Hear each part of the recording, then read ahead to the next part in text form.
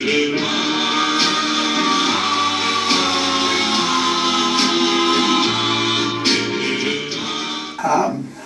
Norris L. Pickens, Pickens, and let's see, I enlisted in July the 17th, 1952. That was during the Korean conflict, and I went to Fort Sam for physical and all different types of tests. And from Fort Sam, they flew me to Obispo, California. And I went to Signal Corps training at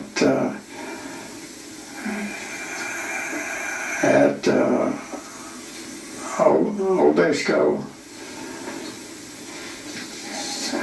And after I finished the training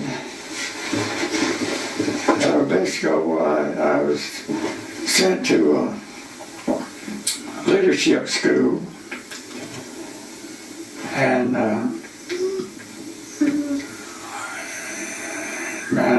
about that time, there was another soldier to come in. He come in from Korea, and he was assigned there at the leadership school. And we sort of got to be friends, and he used to see me coming or going to the mess hall or outside somewhere, and he'd just laugh and shake his head. And I kept asking him, I said, why do you do this? I said, what have I done to you? He said, man, he said, there's one thing in the Army you don't want. He said, and that is a platoon leader and a machine gunner. And I kept asking him why. He said, well, said, you go to OCS and then go overseas, you'll find out why. So he sort of scared me off of that OCS. And I kept waiting, for them to give me orders. And they kept wanting to give me Infantry, OCS. And I finally convinced them I didn't want to be an officer. And I shipped out for about 10 days leave, and then they sent me up to San Francisco and put me on a ship. And I went to, they were shipping a bunch of people over in Korea at that time. And I never did find out who was carrying my papers. But somebody had my papers, and when the time comes up, they call my name, I'd have to answer. So we ended up over in Japan, and it was monsoon weather, raining, and we stopped in Japan to get our personal weapons checked out to us. And we were supposed to go to the firing range and firemen and all that kind of stuff. Well, it rained every day we was there in Japan, so they finally just gave up and shipped us on to Incheon, Korea. And I arrived at Incheon on the 4th of July, 1953. And we went up to Incheon Harbor, and they, you might say they raked the bottom of Incheon, and the ship stopped, so they unloaded us. And they unloaded us on a landing barge, and then from the landing barge to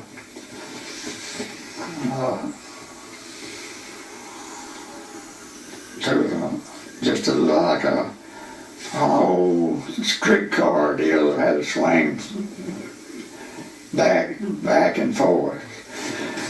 So we got on it, and somebody on there told us not to be handing out candy on the railroad track, because they run over a lot of kids that way, little Korean kids. So they moved on. We went from Incheon, we went above the 38th parallel, and they stopped at the 7th Infantry Battalion, and I got off that little streetcar train about 2 or 3 o'clock in the morning, and they told me to go in and throw my luggage on the cot, take a nap. So that's what I've done. All right, the next day, let's see, that'd been on the 4th of July, and they put me in a replacement camp. And that next, on the 4th, and I was taking a nap, I guess, and I kept hearing somebody cry. And there was a grown man, a soldier, and he was cussing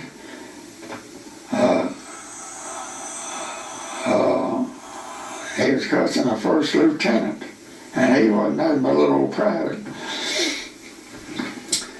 And he wanted to know why they run off and left his buddy out there to die. And it sort of sunk in on me that I was up on towards the front line. And so the next day they had me cleaning machine guns. And then up on the already the 4th or 5th, they were gonna put me on the line, and one of those machine guns that I was cleaning, I ended up using it, and I got thinking about what that guy told me back in San Luis Obispo. It's about the machine gun and about some other people. Now, a war is a dirty business, and because a lieutenant in the infantry, he's come there, he's getting shot by his own men, and anybody else shooting. They passed me down the line of men. Well, what was it? It was one platoon. It was the 2nd Platoon Able Company, 17th Infantry Regiment. And that was right where that old boy told me not to go. Well, I didn't have no choice. And I went, well, they told me that morning, I guess it was on the 5th, they told me to go down to the mess hall, which was in the rear area there, and eat, and then come back and check in with First Sergeant Young was his name, check in with him. So that's what I done. I went and ate breakfast, checked in with Sergeant Young, and he told me what line to stand in there. And the line I was standing, go to, there was a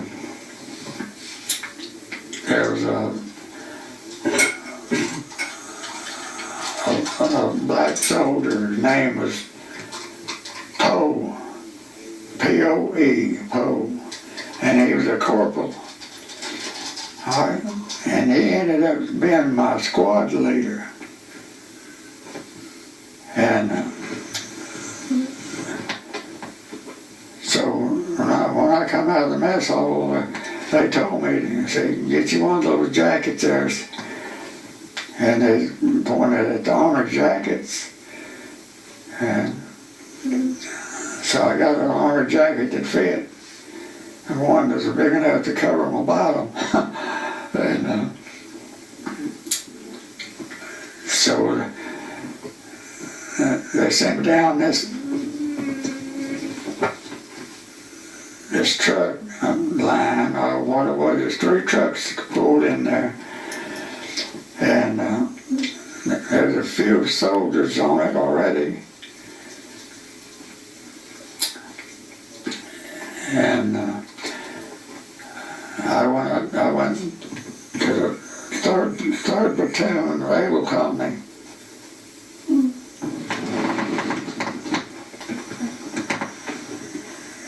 And when I went down that line, they hung about 6 grenades on me, on my flak jacket. My flak jacket was an armored vest. And that boy that had been crying that night before, he was still crying. He didn't want to go back up there. And so I went down that line. They sent about, I think it was 2 guys ahead of me. They tapped him on the shoulder and they said, "You're the ammo bearer." And then I knew what I was going to do. We went over, and another line, the old boy tapped me on the head and he said, "You're the gunner." Well, I was a gunner, so they put the water-cooled 30 on my shoulder. I already had an M1 rifle that come from Japan. You know, and they got you signed up for one personal weapon. And so I had that M1 girded on me up and down my spine for the M1 rifle. Because it was a good gun. And then they loaded us on that truck and they headed up to the front line, which was then was Hill 321 and Hill 200 and Pork Chop Hill. And we headed out and to a place they call Checkpoint Charlie, which was, from there was a jumping off point to a bullet in the face. And we got up to Korea. They went above the 38 parallel. Incheon was about 60 miles north of where the enemy line was at. And some reason or other, the Chinese decided they wanted to take Pork Chop Hill. And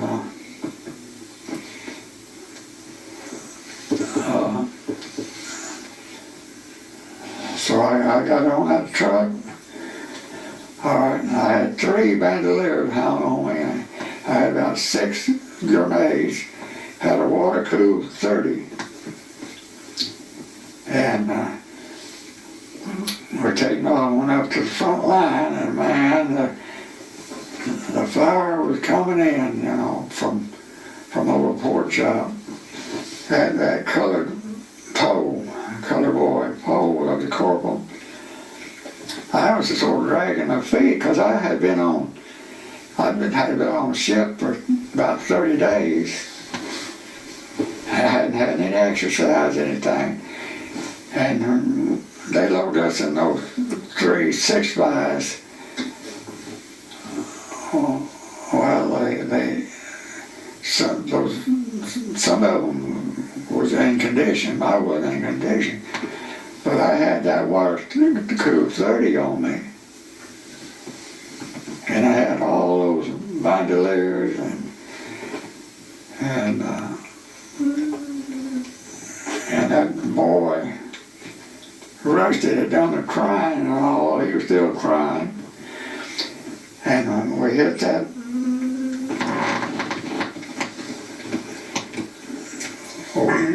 that checkpoint Charlie, and there was this first lieutenant there.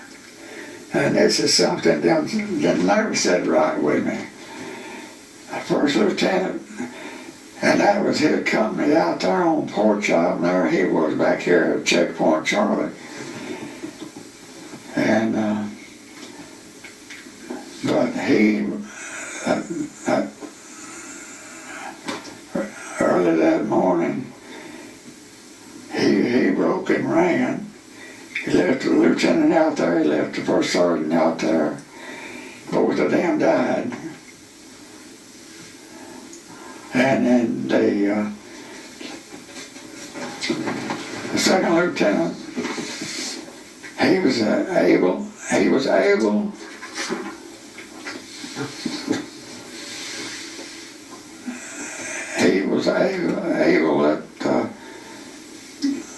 that second lieutenant. That was all his men was out on Pork Chop on that second platoon.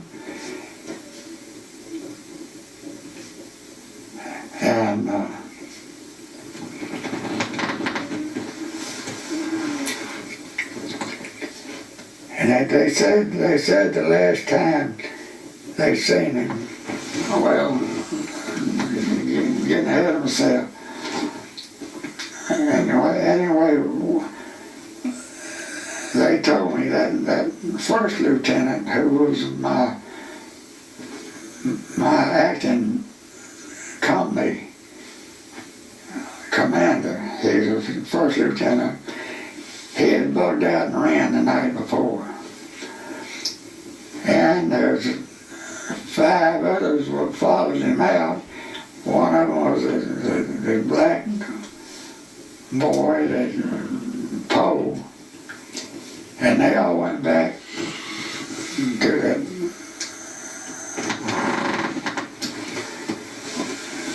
went back to that tent where I was staying that night. That one guy was crying about them leaving his partner out there. But he was there at that checkpoint checking us. Went out to a hill called Hill 200. Hill 200 was right next to Pork Chop. And Pork Chop leaned down, run right into 200. And this lieutenant, he said, we got to, he'd already counted about 21 or 22 men, but those men were typists, they were cooks, they were trying to stop up a hole in the line to stop the Koreans and the Chinese from coming to the main line of resistance. And so that lieutenant, I had that machine gun on my shoulder. He said, when you get out to that supply bunker, he said, go in that supply bunker and get your water tanks and water hoses. Well, I had never even had a machine gun in my hand. Had never had one, except that morning. They stabbed me on the shoulder and put that machine gun on my shoulder and said, you're the gunner. I had never even fired one, or even had one in my hand. So we got out to that main line of resistance, and that first lieutenant, he said, you just follow the man in front of you. Well, hell, they didn't tell me what I was going to do if that man in front of me dropped dead. I mean, we was having it. I mean, the Chinese had taken Fort Chop Hill and pulled all the sandbags out from the back where Fort Chop was being reinforced and everything. But so we had to run down to a little valley mall to get over to Hill 200. Hill 200 jumped over to Fort Chop. And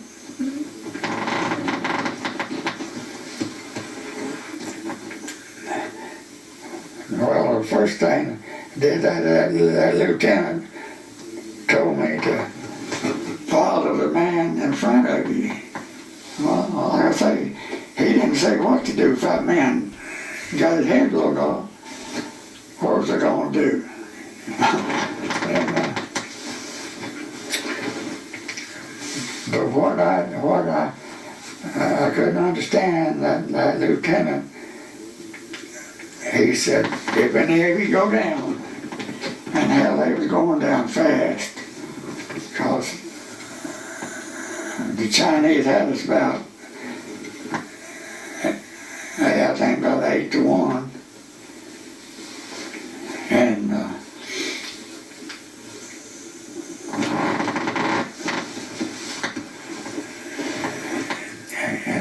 we hit that jumping off place. He was counting heads. I heard him count me like it was number 21. All right, I was the gunner. The next two guys was ammo bearers. All right, and he kept telling us when we got to that supply bunker, go in there and get your hoses and water cans and all that. So he counted me 21. He said, follow the man in front of you. Well, it had been raining all night, and the water was about this deep in this little creek. And I slipped and fell and just sat right down in it. And the assistant gunner who had the tripod, he come over to help me up, and I said, no, go on. You know, because that guy told us that if any of us went down, he said, we'll send somebody out to get them. And that didn't sit right with me. Here that guy So when my right here ammo bearer, I seen him go down. I wanted to go help him, but I didn't. And about then, I think I went blank or passed out, I don't know which. But when I come to, I knew I had been hit. But and first thing I seen was my metal pot. It was down at the bottom of a hole, and I reached down and got my metal pot and put it back on my head.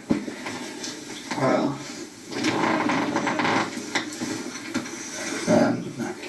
I raised up to look around again, and there was nobody around. Nobody. And so I thought, well, I can't stay here, because there was all kinds of big rounds coming in, small rounds, big rounds, and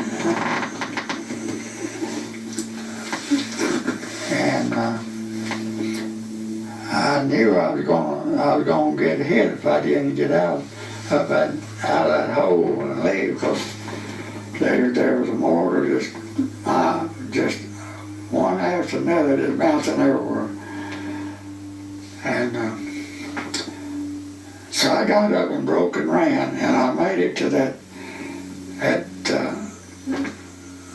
bunker, supply bunker, and I was supposed to go in there and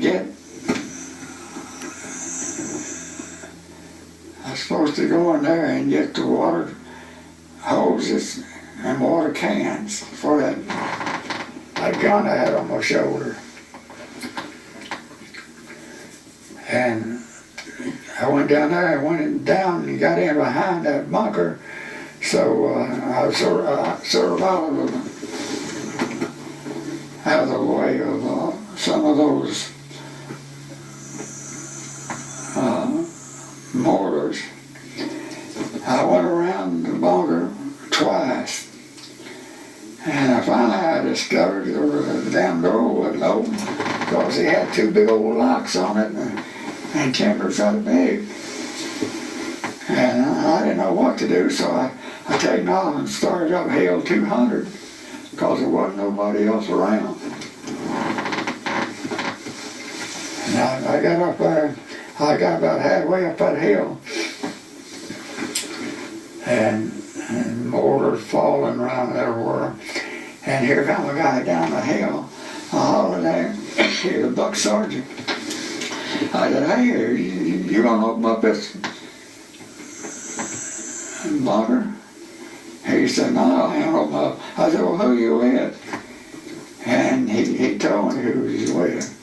He's with a different company that they put in there right ahead of us. And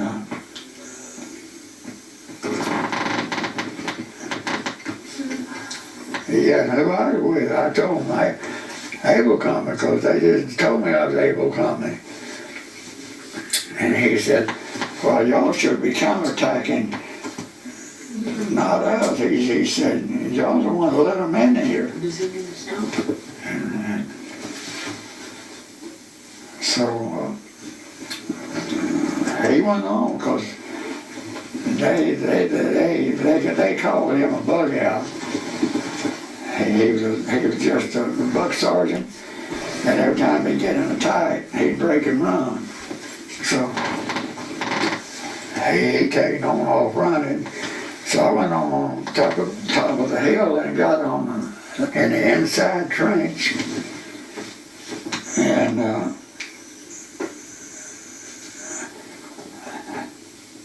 one of the first things I seen, though, I seen the tripod for my, and I don't know whether it belonged to that gun or not, because it didn't, all the tripods are the same.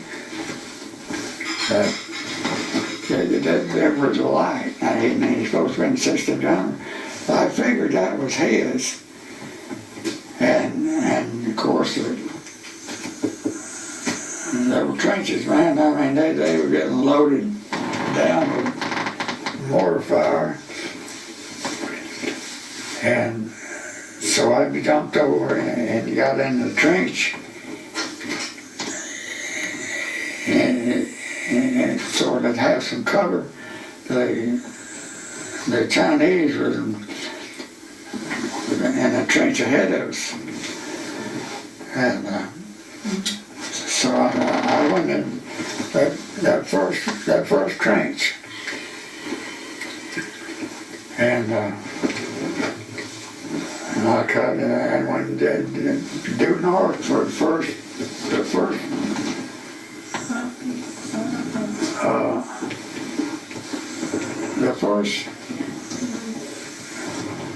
trench I come to headed due north or headed north or at a different angle, in other words. And I went down that trench, and it was about from here to that corner there. There was a blanket hanging over the door, or the entrance. And I went in there. I didn't even get to the tripod. I figured I knew where it was at if I needed it. And I went in that first trench and had that army blanket over the door so they couldn't see all the way through it. And so I got in there and I looked over about from here to that door right there, over there. I looked and there was a stack of ammunition, 3 foot by 3 foot, belt loop, steel loop for a machine gun. Well, I thought, well, this must be for me then. And so I sort of sat and got as much cover as I could, try to keep, in case it did get hit, maybe I'd be covered up with some sand or something. And I guess I sat in there about an hour waiting on somebody to come tell me what to do. I didn't realize what I was looking at. I knew it was 30 caliber ammunition, but I didn't know every third round was a tracer.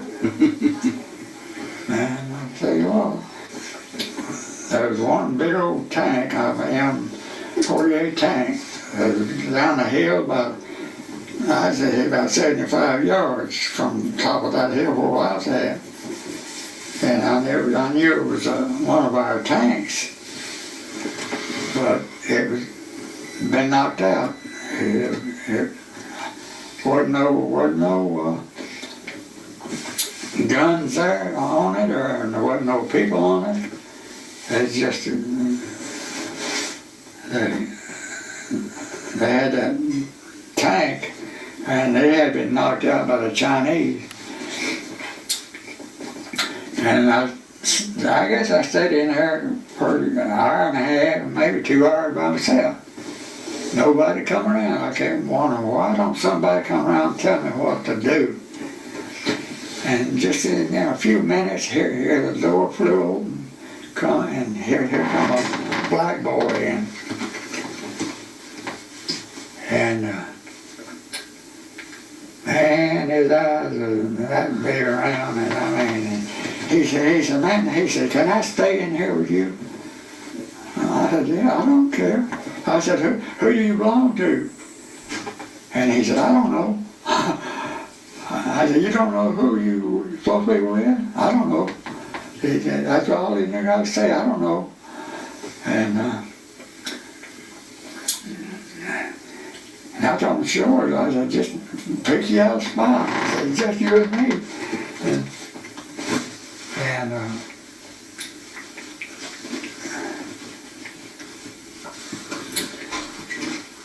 And as I said, I've been in there, I know at least an hour, maybe an hour and a half.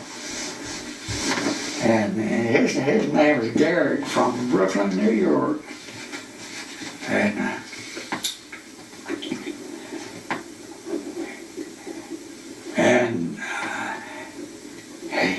he sort of dug him a hole way back in there as far as he could get. And then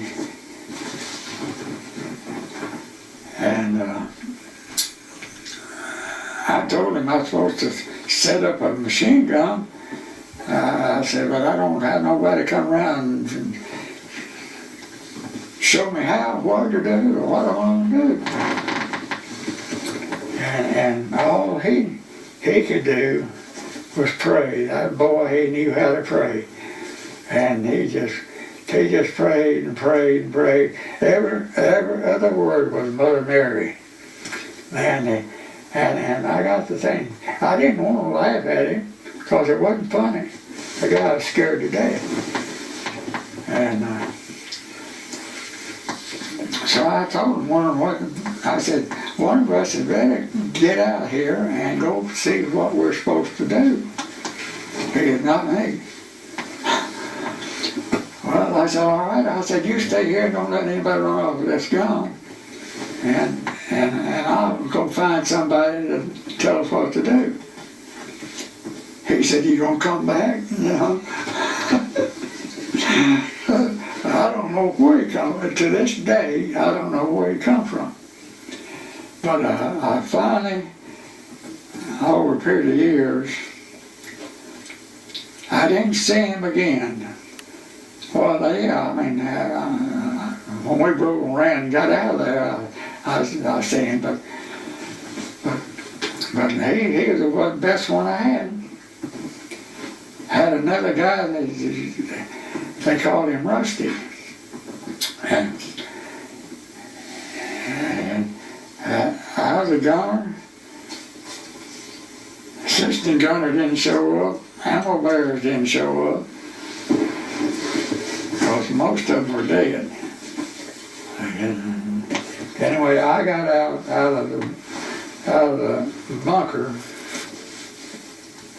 and he stayed in there, dug in a hole, man. I mean, he was covered up. And so I went back down to the trench, and I went down to the next trench that went the same way as the one I was in. And I could hear somebody in it, had a big old heavy door on it, and I knocked on it, and somebody opened the door and said, what are you want? You know, and there's that color boy Poe, that corporal. I told him, I said, I got a machine gun over there, and plenty of ammunition, and I said, I don't know what to do. Because I never had you fired up that gun. Well, when I got back over there, he sent Rusty back with me down to where the water hose is at and water cans is at. Rusty got a water hose in a can, I got a water hose in a can. I know he set up with a machine gun then. And he helped me set it up. And then Rusty told Poe, he said, I'm coming back as soon as I get through. And man, I mean, as soon as we got that machine gun set up, squeezed the trigger once or twice, he was gone. He went back down there with Poe, and a bunch of that, they ran off and run and left that lieutenant and the first sergeant there along with that lieutenant. That other lieutenant, and that second lieutenant, he was the second lieutenant, and he was acting commander then, because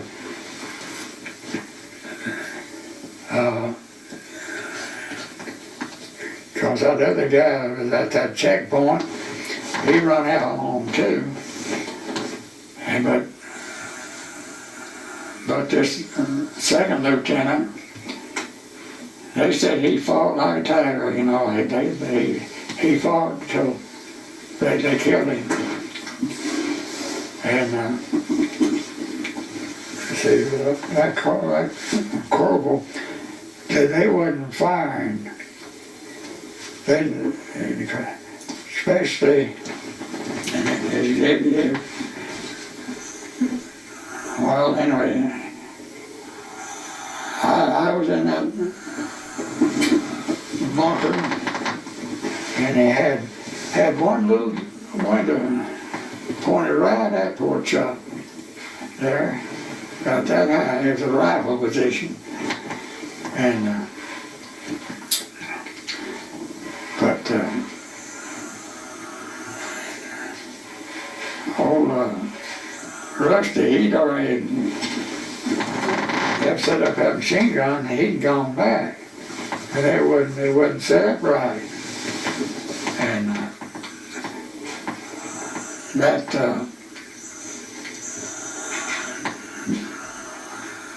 blanket come flying open again, and I looked up, and there was a young colonel, the commander of the battalion was in there. He said, I see you got set up. You know? And I said, I think so, but I'm not sure. And he looked, he said, no, he said, this gun goes this way. All right, he moved it right over, pointed right down Pork Chop Lane. And of course, when we started opening that fire, we received a lot of fire. And old Rusty, he taken off, went back down the way. All right, and when that colonel come in, he kept looking around. He says, he told me who he was. I told him who I was. And he talked to me for a while. Oh man, I mean, the fire was coming in, he's wanting cover too. But, and he kept looking around, and he knew that ammunition was there, because he had it moved in there that morning. And so he helped me sandbag that water cans in and everything else, and then that colonel, he test fired it, you know, and you can see that red streak. Well, it was getting to be about 6 o'clock or 7 o'clock. But anyway, Colonel Reed, he was a commanding officer of that whole section there. And he'd fire that machine gun, and then I'd fire that machine gun. And he had to go back, because hell, his lieutenants, his sergeants, and everybody else, they just disappeared, you know. And that colonel, I mean, that lieutenant, they named West Point Shay. Now, he's the one that fought, and it sort of tore that lieutenant up when he got killed. That red ball you're talking about, that's some type of recoilless rifle. I'd say a 105 recoilless rifle or 75. But the colonel was already gone back then, and they pulled him back out real quick. Well, when Fritz got killed, they say that there was a colonel in there that really broke up. And I feel like that was Reed, who was down there talking. I was sitting there, you know, squeezing trigger. What happened to this Fritz, Major Fritz, and Colonel Reed told me. He said, "Where's the rest of you at?" I said, "This is it." And he said, "No, it ain't." And he said, "Well, where's your phone at? I said, we don't have one. He said, you will in 15 minutes. And man, he taken out of there. And he come back with a second lieutenant in 15 minutes or less, and he got us a field phone real quick. but that damn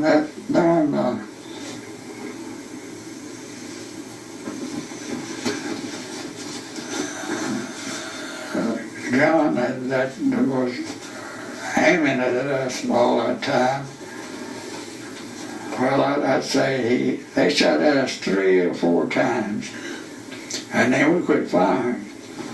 Our Fritz wanted us to keep firing, and I decided I didn't want to fire no more. So we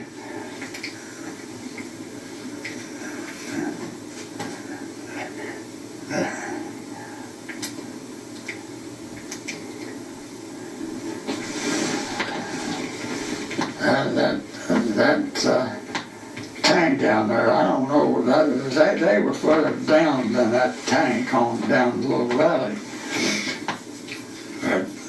But they had a recoilless weapon of some kind, because I was sitting there firing that machine gun down Pork Chop Ridge, or Hatcall Ridge. And I was firing down that ridge and everything, all of a sudden, just a red ball of fire coming at me. All I could see was just down. And I went down, you know, got in behind that. And I don't know whether that round taking that blanket off of that door or whether it was later, because man, I mean, we all dug for cover. And well, that thing, it sounded awful when it cut the air.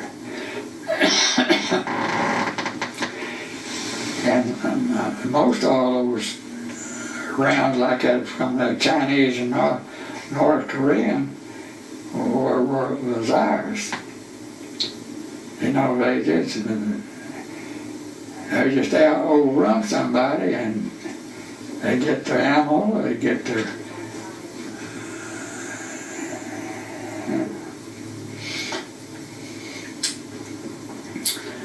but then I think we got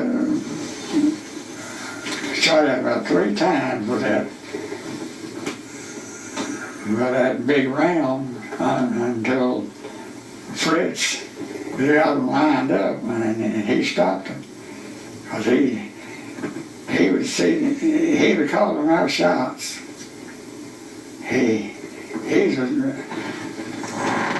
Colonel Reed told me, he said, you don't take no orders from anybody except Fritz or him. And well, it was about the end of that, and I didn't see him read anymore. I seen him a little bit later when everybody said, let's get out of here. They told us, well,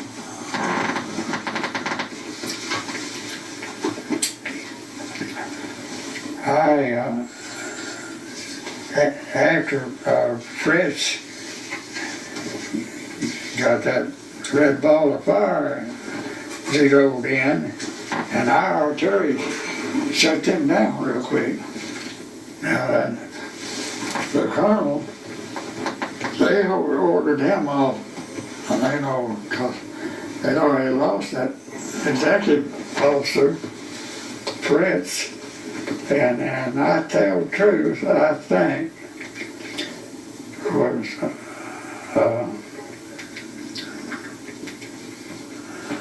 Garrett. He didn't squeeze the trigger. he was just scared. But the colonel looked at him when he come in there, and he kept looking at him. And of course, and man, old Garrett, he kept praying. He wasn't going to stop praying. Everything was Mother Mary, man. And he's asking, don't let him die out there, Mother Mary, and all that kind of stuff. And that colonel, I could tell that colonel sort of wanted to laugh at him, but I didn't laugh at him. So, man, I feel if he makes it through it, or prayer, maybe I'll make it through a prayer.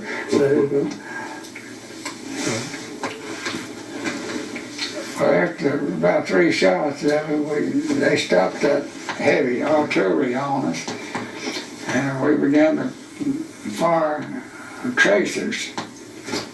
And this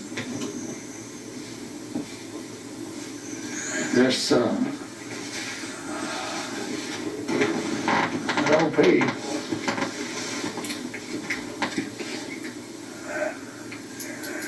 they said that I thought maybe I might have been talking to him when he got hit. Of course, you couldn't tell. Your phone went dead, that's all.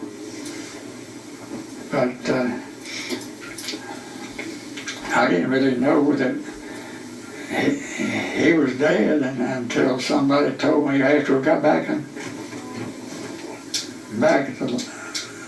the line, and I think it was the S3 sergeant who told me that he's dead. But yeah, that was the second day up there. Second day up there, they called up and they told me that there weren't any or was it hungry, did they want any food? And I said, yeah, we'll come get some. But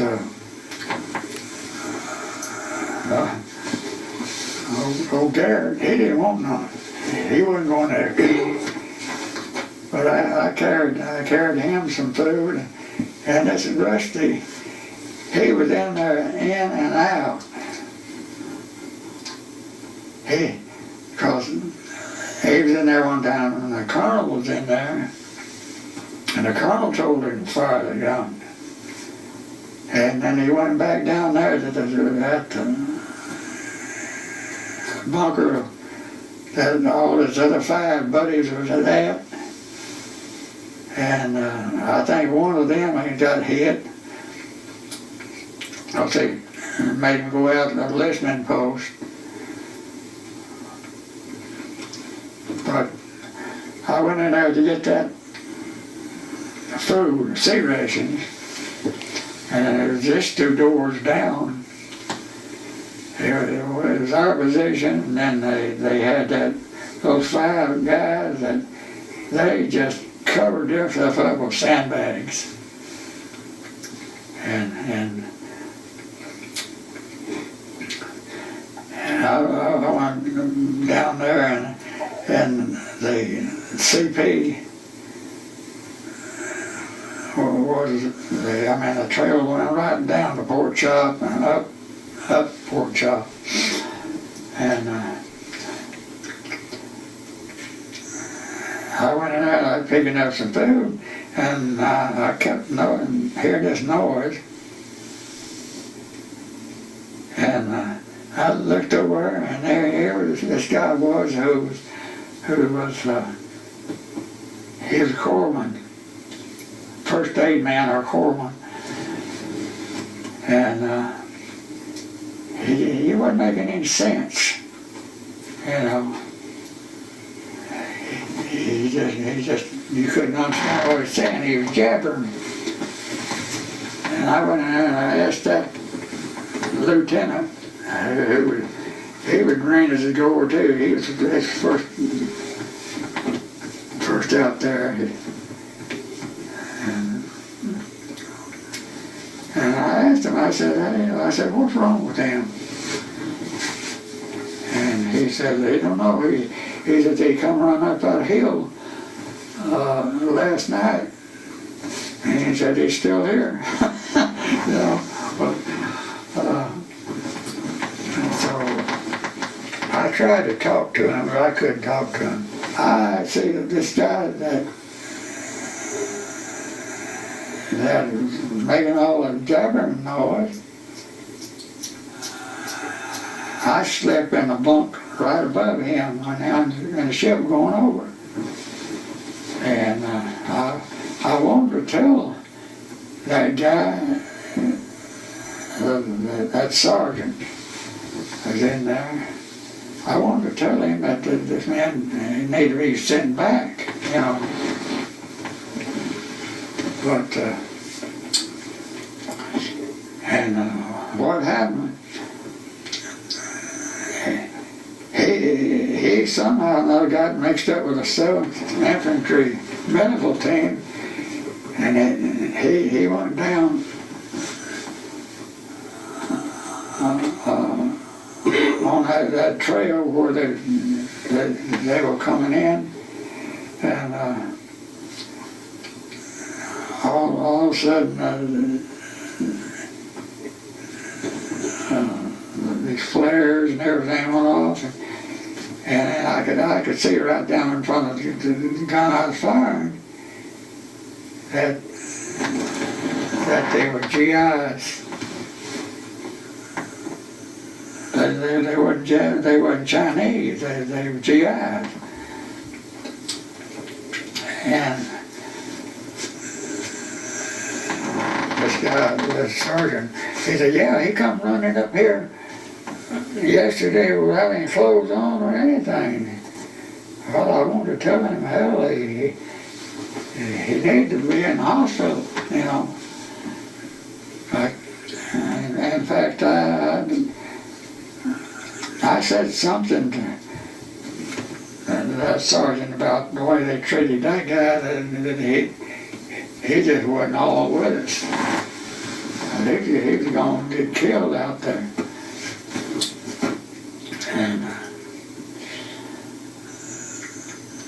And that sergeant never did like me like that, because I think that sergeant, I think I sort of ate on a little bit about him calling our artillery in on them. So they had that very fuse.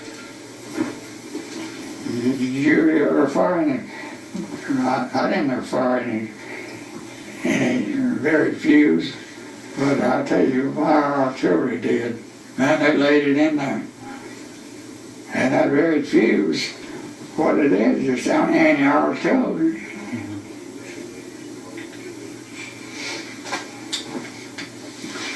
And that old boy, he called, because I was on a machine gun and I was watching these boys.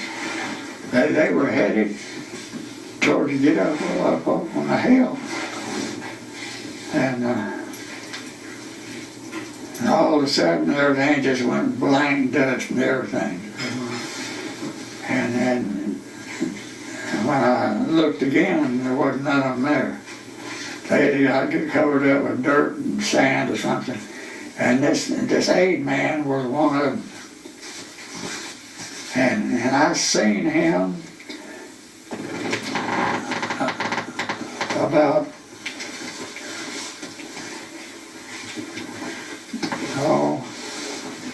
maybe 2 or 3, 4 or 5 weeks later after fighting stopped. And now he wasn't still in the same shape.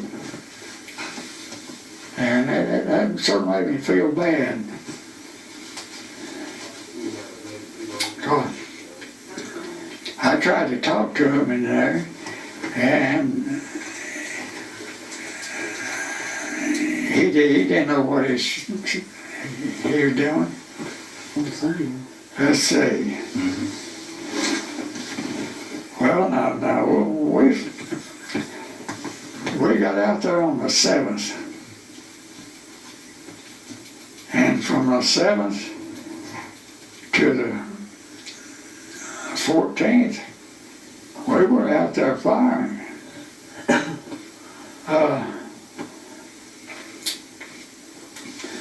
Got out there on let's see. We left out of the rear back there on the 7th and had a machine gun. And that machine gun was still there when we were broke and ran. On out these taking me. When I come, yeah, that was the 11th. They come got us. Well, they didn't come get us. That ranger,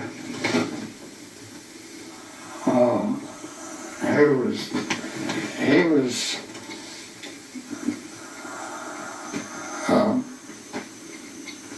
making everything booby trap him, that's what I'm trying to say.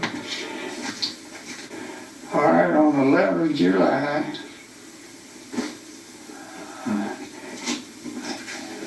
a guy come through the door, and he was a engineer, or an engineer. He made booby traps. He was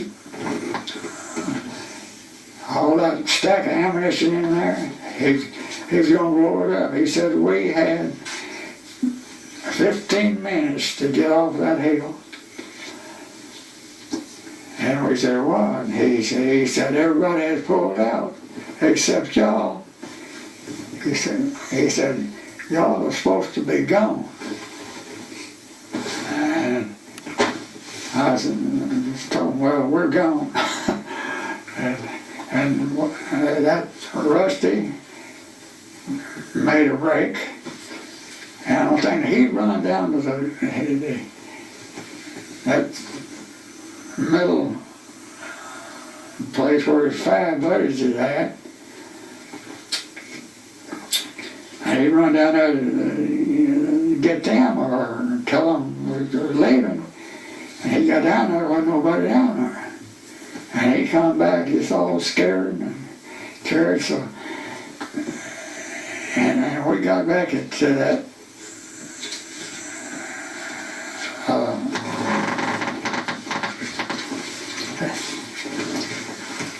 that checkpoint Charlie, they call it. We got back to that. There wasn't nobody up around there either. And we broke and ran and got behind the first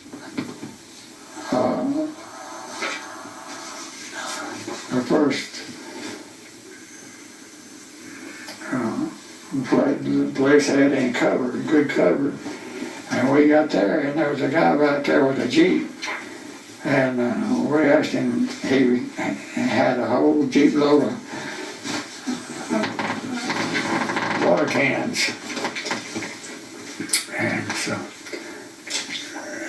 and there was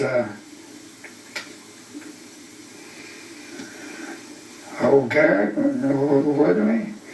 I was with him. And old Garrett was hanging to me. I mean, he thought I was lucky or something, I don't know, but he didn't know, but his prayers were lucky.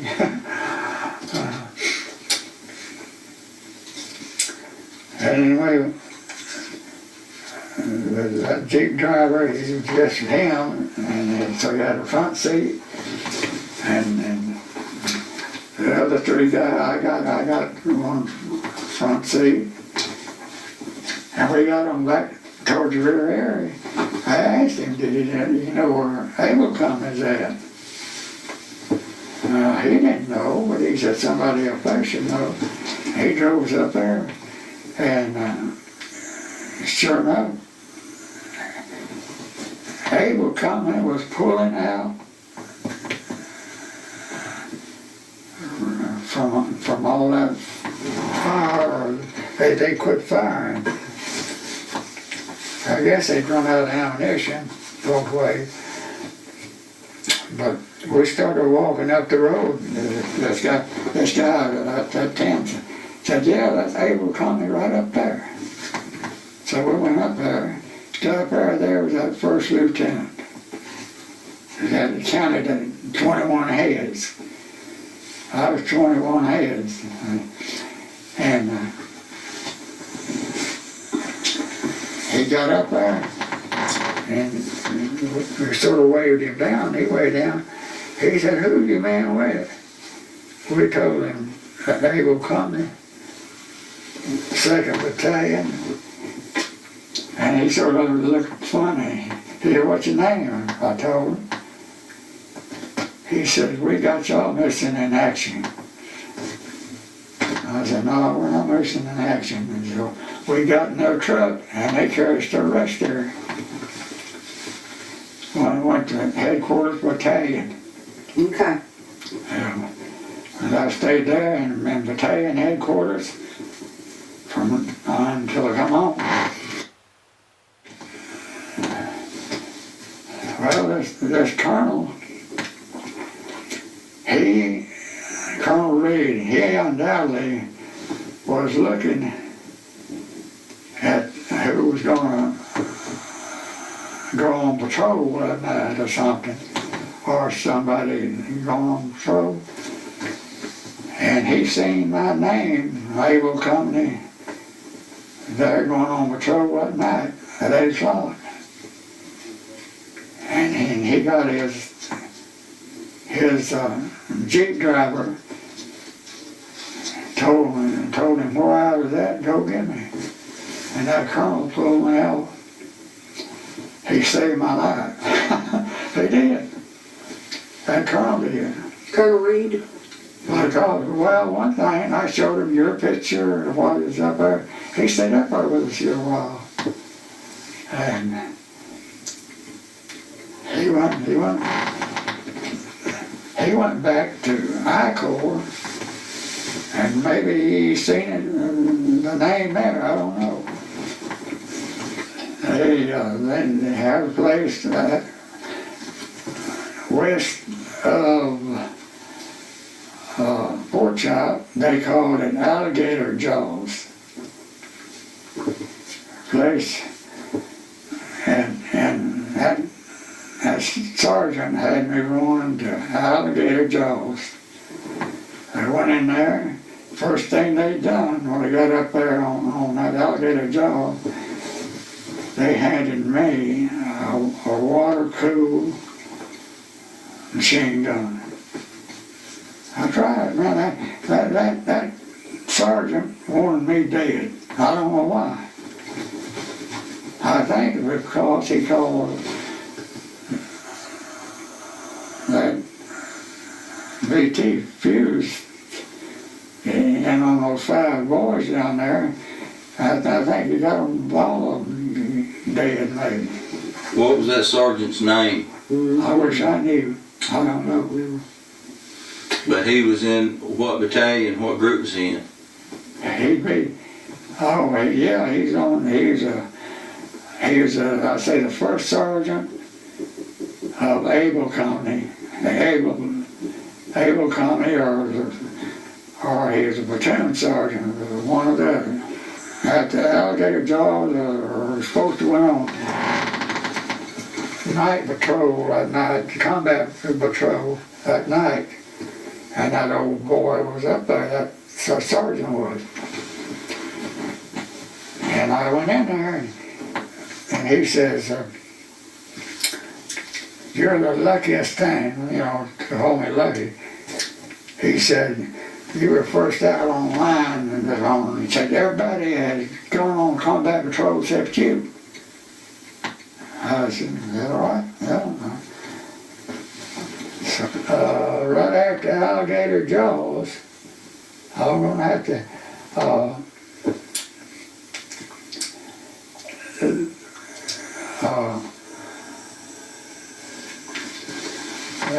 Alligator Jaws, I was up there, I come in from eating chow, which is way down the hill, and they began to shell us pretty good with mortar. And the time I got back up to that machine gun, I was all wet with orange juice. from hitting the ground, and so we got up there, and my guns are dirty. I decided I better clean it. So we got a call in from CP to test our weapon, and I knew my M1 was messed up because I just had it down in the dirt. So I sat down and cleaned it on a couch, a cedar couch. And got my M1 pretty good shape.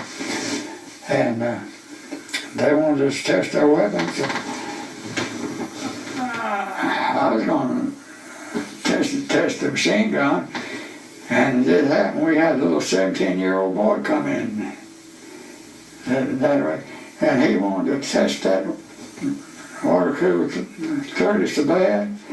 So I told Mary, yes, to test it, you know. And what did he do? He pointed right over to the line, enemy line, and man, he mowed them. And that was bad. Because everything was trying to quit. I mean, everything was trying to close up and go home. But that kid raised up and closed water, and the day they answered him back. And I don't know whether he got hit or not. I got a little hit on the shin on there, and that was all. And there was 2 8 men that when we got hit and everything caved in on us. Well, they come down there and dug us out. And of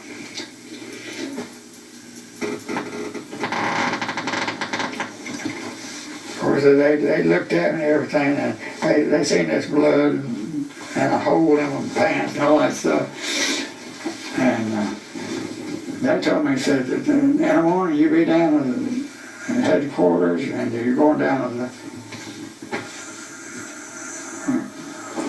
online aid station in which you go with a darn helicopter. And so we went, they said be down at 8 o'clock, so I got down at 8 o'clock. And we went down to that aid station. Wasn't nobody in there. There was one captain. And the aid station was about half a mile away from the front line. And that aid man, I think he was a captain, just him. And wasn't nobody else there but him, and I think he might have even flew a helicopter, I don't know. But anyway, I didn't get in the helicopter. Okay. I'd already been in 1 or 2. I was in the headquarters company all the rest of the time I was there. I was an S3. I was an S3 sergeant. They called me S3 sergeant. I wasn't nothing but a corporal.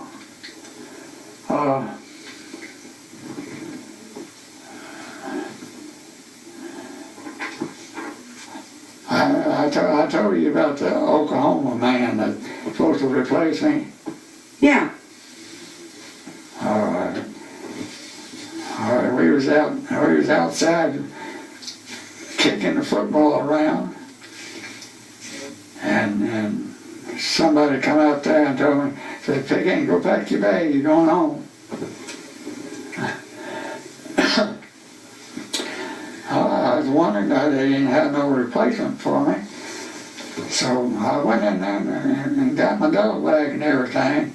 And when I opened the door to go to my cot, there was a garage. And that was surprised me. There he prayed for Mother Mary all this time, and he done real good. That's right. I would really like to sing Garrett one more time. But they said they sent me back and put me on the line again. That damn sergeant did. And then when the colonel got a hold of it, he changed everything around. And that little boy come out and looking at me and said, "You're lucky." And sent me down to a shipping place that we went out. Incheon again went out, but went back to Japan and on all in route of Japan. We come in up at Washington.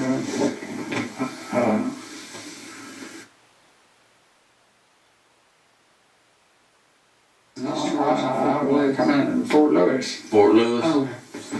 Yeah, and then from there to Fort Lewis. From Fort Lewis you went to Fort Bliss? Huh? From Fort Lewis you went to Fort Bliss? Yeah. No, Fort Bliss, Fort Hood is next to Fort Bliss. Fort Hood now. Yeah, but you were discharged at Fort Bliss. Yeah, Fort Bliss. Okay. That's where I was born, El Paso. Okay. I remember standing in Yeah, the car. because you was out there standing at the back seat of the car. I remember that. Him coming home. Okay. Do you have any questions? I'm not too good at being a movie star. You're gonna have to add a lot. You look like Clint Eastwood. Do Really? See, we used to tell him that all the time. He got the same expressions as Clint Eastwood. I know, he does. Haber was from Linden, New Jersey. We don't know that whole group there. We don't know And who those people. I believe he might be a dentist, but he's probably dead too.